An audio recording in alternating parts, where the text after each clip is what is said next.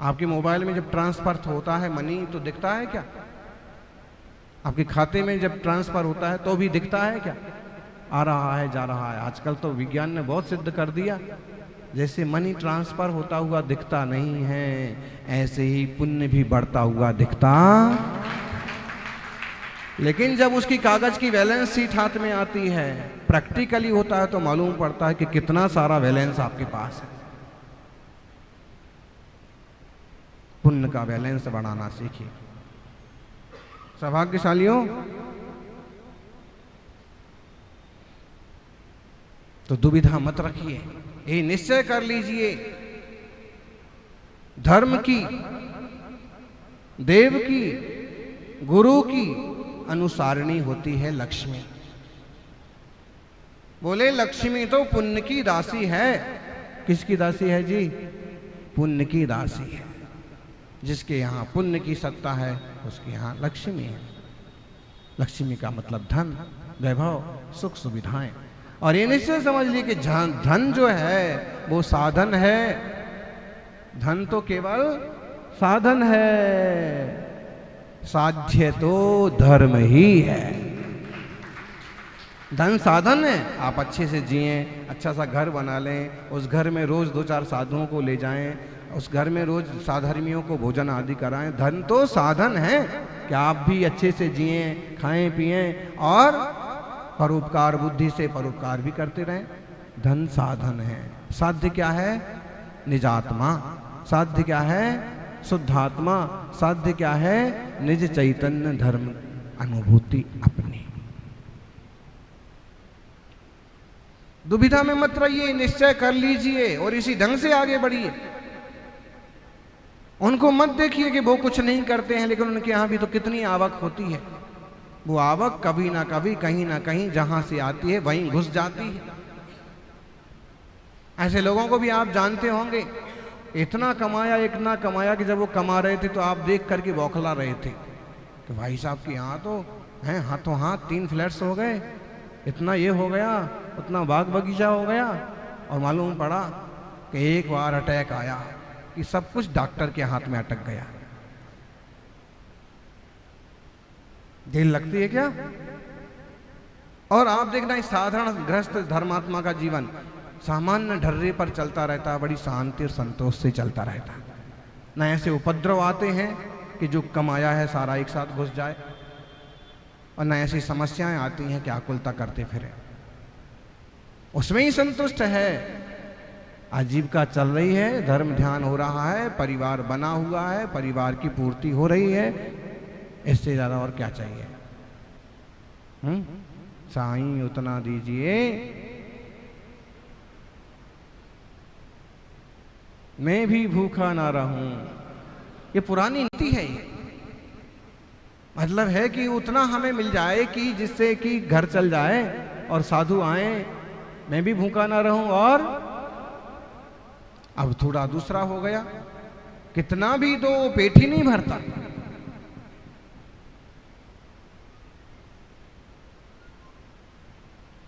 पहले एक कमाता था और 10 खाते थे, और अब 10 कमाते हैं तो भी एक के लिए पूरा नहीं पड़ता। पति पत्नी दोनों कमाते हैं तो भी एक बच्चे को नहीं पढ़ा पाते, उसको बड़ा नहीं कर पाते, उसको ही नहीं संभाल पाते हैं।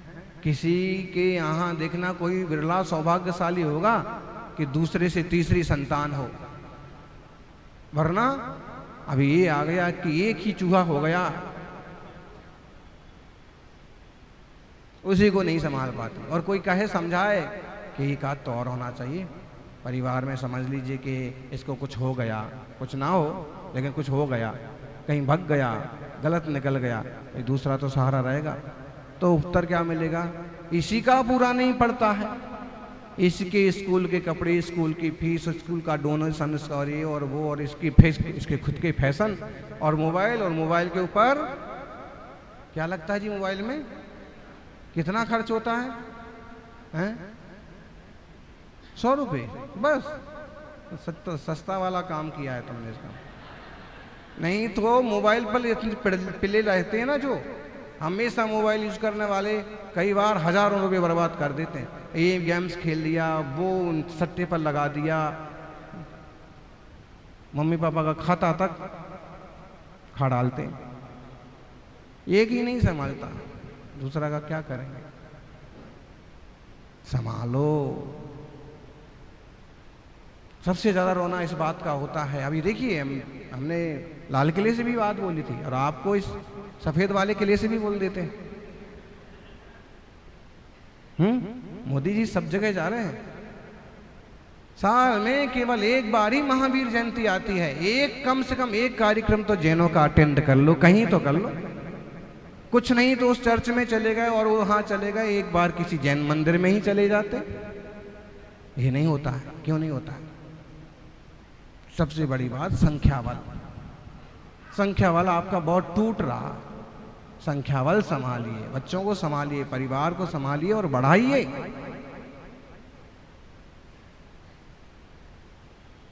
इसके बिना जिन शासन की ध्वजा पताका आगे कैसे चलेगी, कैसे बढ़ेगा जिन शासन? इतना बड़ा संघ आया, अभी आप सुन रहे थे ना कि ऐसा होना चाहिए कि प्रत्येक घर से हे स्वामी नमोस्तु नमोस्तु की आवाज निकलना चाहिए, और घर इतने होना चाहिए कि आसमान से देवताओं को भी पुष्प वृष्टि करना पड़े।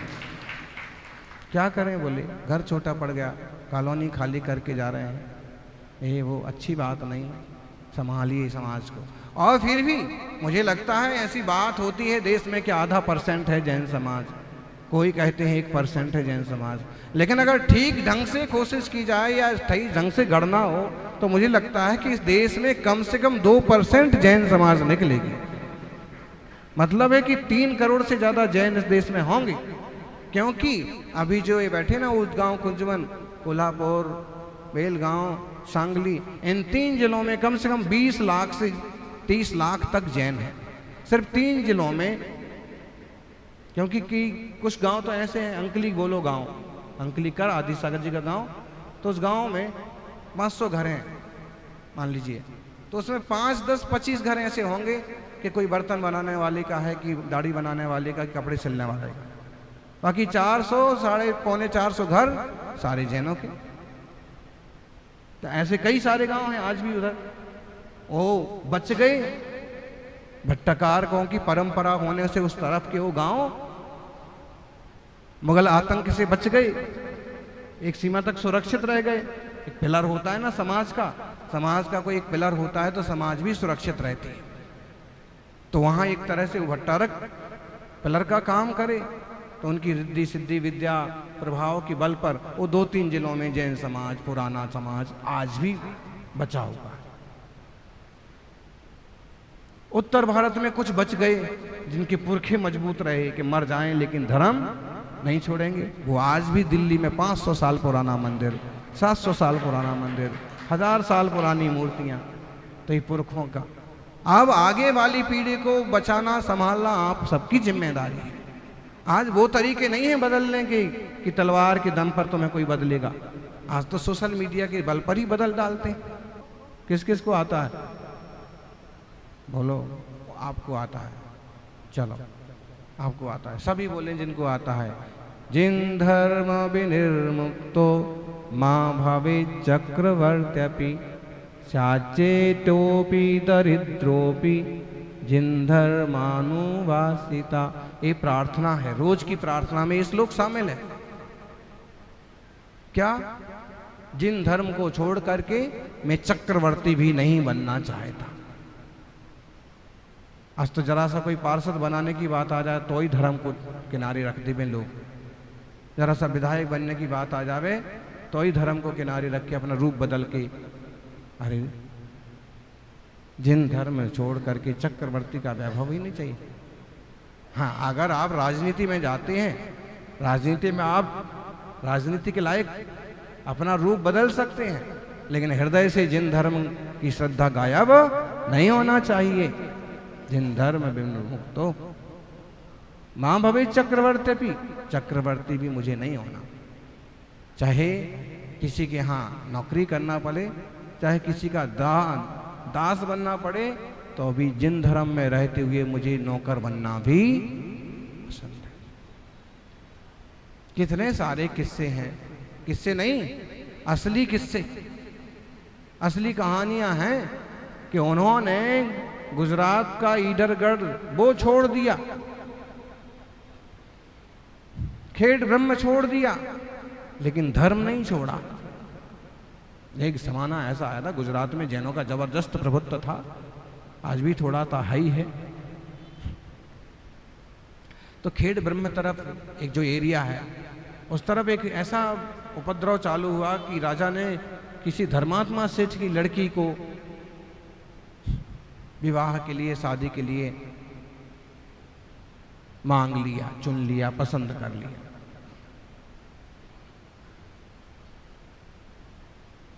सेठ जी तक बात आई, सेठ जी विचार में पड़ गए कि राजा को लड़की देने की मतलब ना कोई खान पान का ठिकाना, ना कोई खानदान का ठिकाना इसके। राजा के यहाँ जाए लड़की तो ये बात ठीक है कि रानी कहलाएगी, लेकिन धर्म तो छूट जाएगा। उन्होंने सेठानी से बात करी, सेठानी से बात करी तो सेठानी ने कहा कि विधर्मी को कन्या नहीं देना। राजा जरूर है, लेकिन उसके खान पान के तरीके अलग हैं, उसके धर्म की पद्धतियां अलग हैं। वीतराग जिन धर्म छूट जाएगा, लड़की का जीवन बिना धर्म के हो जाएगा। फिर भी अपन आपस में बात क्या करें, चलो लड़की से पूछ लेते हैं, लड़की की इच्छा होगी तो अपन उसको पूछते हैं, उससे बात करते हैं। लड़की से पूछा कि बेटा रानी बनेगी, राज करेगी, लाखों जनता मालकिन मानेगी, राजा को जीत लिया तो तेरी हुकूमत चलेगी, राजा के यहां से निमंत्रण है, राजा से शादी करेगी। लड़की ने थोड़े से आक्रोश के साथ कहा कि पिताजी आपने ऐसा सोच कैसे लिया, माताजी आपने ऐसा सोच कैसे लिया कि जिन धर्म को छोड़ करके, और आप चाहें तो मुझे कुएं में धकेल दें, लेकिन जहां जैन धर्म नहीं है, जहां अहिंसा नहीं है, जहां शाकाहार नहीं है, ऐसे परिवार में मैं राजा नहीं चक्रवर्ती के यहां भी जाना पसंद नहीं करती। ये पूरा इतिहास है, ये पूरा उमड़ जाति का एक इतिहास है। तो वहां से उन्होंने कहा कि अगर बेटी का ये मामला है और यहाँ रुकेंगे, राजा जबरदस्ती करेगा। तो शक्ति संपन्न वही हुआ करते थे ना। तो उन्होंने रातों रात वो प्रांत छोड़ा और दूसरे जाके राजस्थान में और दूसरे जाके जगह जाके बसे। मतलब कितनी कट्टरता, और कट्टरता नहीं है, ये सच्चाई है। बताइए जिन धर्म से बड़ा और क्या है। वेद विज्ञान की बात, सम्यक दर्शन की बात, सत्य अहिंसा सदाचार की बात कौन सिखाता है? आज भी अगर नेशनल लेवल के लोग भी बात करते हैं सत्य अहिंसा शांति की, तो वहां भी नाम किसका आता है? महावीर भगवान का। जैन धर्म के सिद्धांत बोले आज भी विश्व शांति की बात करते हैं, निशस्त्रीकरण की बात करते हैं। इससे महान कुछ नहीं है। इसलिए हम सभी जिन शासन की सेवा करें, सेवा क्या करें? हमारा यहाँ जन्म हुआ है तो इसके लायक कुछ जो सिद्धांत है उसका अनुसरण करें, रात्रि भोजन जैसे नियमों का पालन करें, मध्यमास मधु के त्याग का संकल्प निभाएं। पैकेट बंद बाजार की चीजें खा गए भाई, क्या मिला है, हैं? एक जन एक टेढ़े मेढ़े बच्चे को लेके आए, टेढ़े मेढ़े बच्चे को, महाराज जी आशीर्वाद दे, बच्चा टेढ़ा मेढ़ा हो गया। मैंने कहा कि भाई जब बच्चे का जन्म हुआ इसके पहले इसकी अम्मा क्या खाती थी? टेढ़े मेढ़े।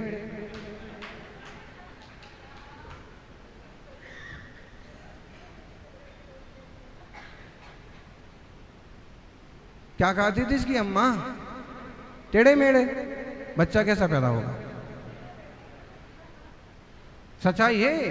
तुम क्या क्या खा गए, उसमें क्या क्या मिला हुआ, किस टाइप का मसाला है, और उसकी सुगंध, उसके स्वाद बढ़ाने के लिए उसमें किस टाइप का जहर मिलाया गया है। 2 मिनट्स महंगी का जो पर्दाफाश हुआ था, तब कितना तमाशा खड़ा हुआ था कि इसमें जहर है कि अगर बच्चे लगातार खाएं तो 10 साल में कैंसर के मरीज बन जाएंगे। हुआ था ना, वापिस रिश्वत देकर के वापिस चालू हो गई कंपनी। यहां देर थोड़ी लगती है। भूलने वाले कब का भूल गए, खाने वाले वापिस मैंगू खाने लगे, चालू हो गए। तो टेढ़े मेढ़े खाओगे तो क्या होगा?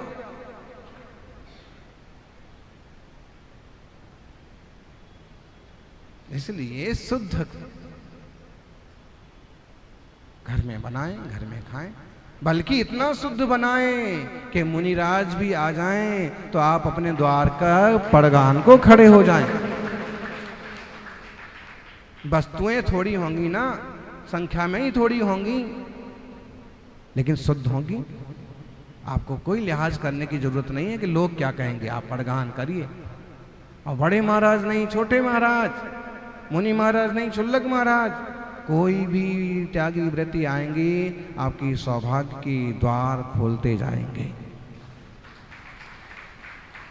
सौभाग्यशालियों, अक्षय तृतीया का पर्व किसे कहते हैं? बोलो बोलो।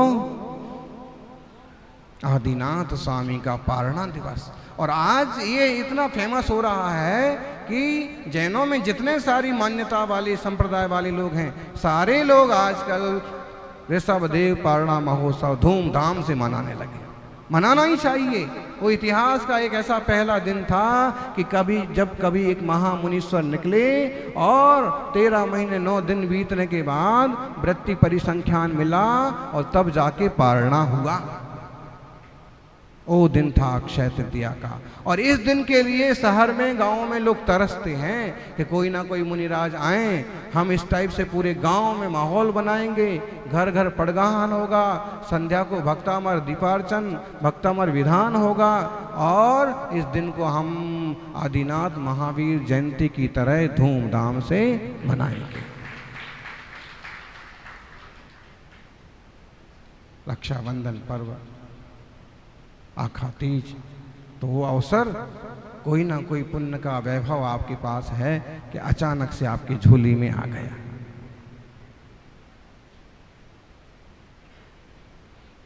पुण्य के बीज बों। लक्ष्मी के पीछे भागने की बजाय प्रभु के पीछे, संतों के पीछे भागें, सफलताएं हासिल होंगी, जीवन मंगलमय होगा। जय बोलिए 24 तीर्थंकर भगवान की।